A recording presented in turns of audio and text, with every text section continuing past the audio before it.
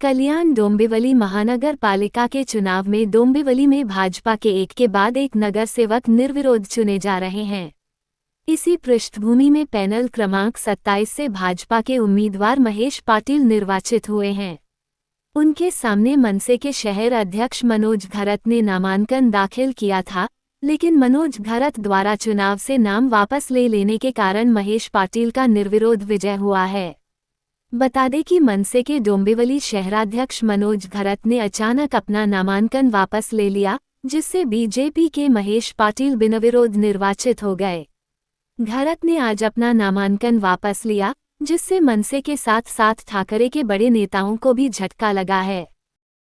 सर्वप्रथम मी माननीय रविदादांचे आभार मानतो की त्यांनी बिनविरोध करण्यासाठी मला मदत केली। त्यांनी मला शब्द दिलेला की महेश तू यावर्षी बिनविरोधच होशील आणि त्यांनी शब्द पाळला, कारण नेता असावा तर असा शब्द पाळणारा।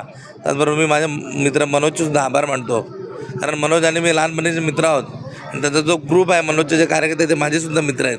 म्हणून त्याने आपसात वाद नको म्हणून त्याने स्वतःचा करिअरचा बळी दिला आणि माझा मैत्रीही त्यांनी पाळली, त्याबद्दल मनोजचे मनापासून आभार मानतो। भाजपची मीडियाची घोडदौड सुरू आहे, अनेक नगरसेवक बिनविरोध निवडून येत आहेत। माननीय नरेंद्र मोदीजी आणि माननीय देवेंद्रजींच्या नेतृत्वामध्ये देशाचा आणि राज्याचा जो विकास आहे त्याच्यामुळे अनेक लोक भारतीय जनता पार्टीसोबत जोडत आहेत।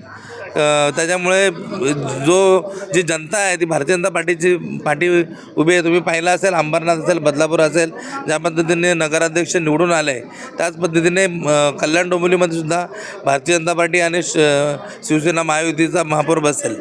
आतापर्यंत भाजपचे 11 ते 12 नगरसेवक बिनविरोध निवडून आलेले आहेत। काय वाटतं 16 तारखेचा निकाल कसा असेल? 16 तारखेला चित्र स्पष्ट झालेलं आहे, विरोधकच कोणी उरलेला नाही। त्याच्यामुळे मला वाटत नाही की विरोधकांचे 5च्या जास्त नगरसेवक निवडून येतील असं मला वाटत नाही।